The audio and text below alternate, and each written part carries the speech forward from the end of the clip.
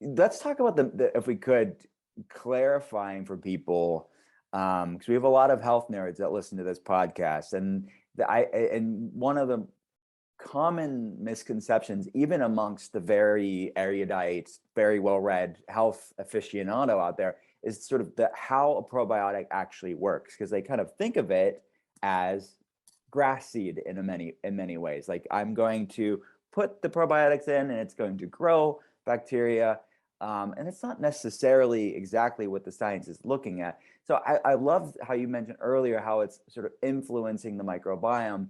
And the way that I think of it is it's almost instructing and modulating the microbiome and the microbiome economy in a way of like what the microbiome is doing. So maybe that's an inartful way of putting it, but what's the science show how probiotics, effective probiotics, spore-based probiotics like yours, how is it working when you take it?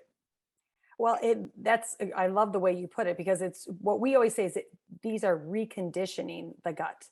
And I will go back to kind of a more elementary example. So I apologize for the health, nerds on the show that are listening that think They it's can too handle it. elementary. But I think this is a great way to explain it. Is if you just envision this garden, and the garden is stepped on and trampled on, and there's weeds growing all over that garden, and you kind of compare that to your gut.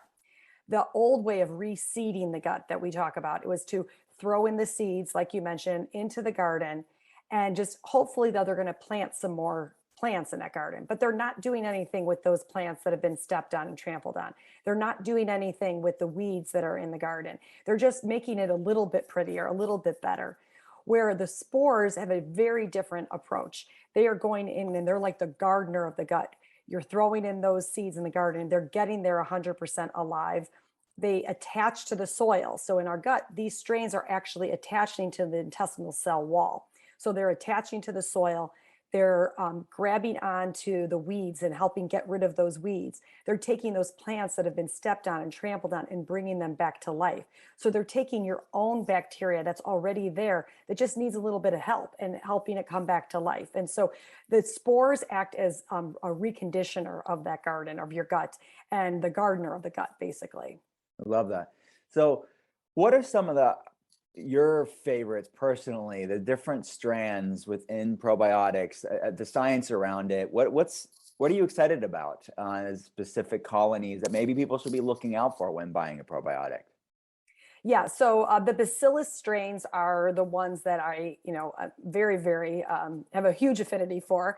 Bacillus subtilis and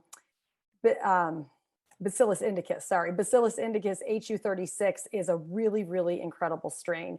It actually produces antioxidants, carotenoids, right at the site of absorption. This is a really unique feature of a probiotic strain.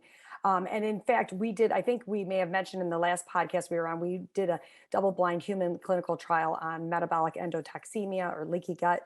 And the researchers in that study actually feel that Bacillus indicus HU36 was the key to having such incredible effects on the leakiness of the gut, because we know that these antioxidants that are being produced are combating that oxidative stress. And of course, the oxidative stress is so problematic with the intestinal cell wall and keeping that intestinal cell wall intact. So Bacillus indicus is so exciting. It's really a game changer in the probiotic space because of its ability to create carotenoids and antioxidants, CoQ10, astaxanthin, lutein, all these incredible antioxidants are being produced right at the site of absorption.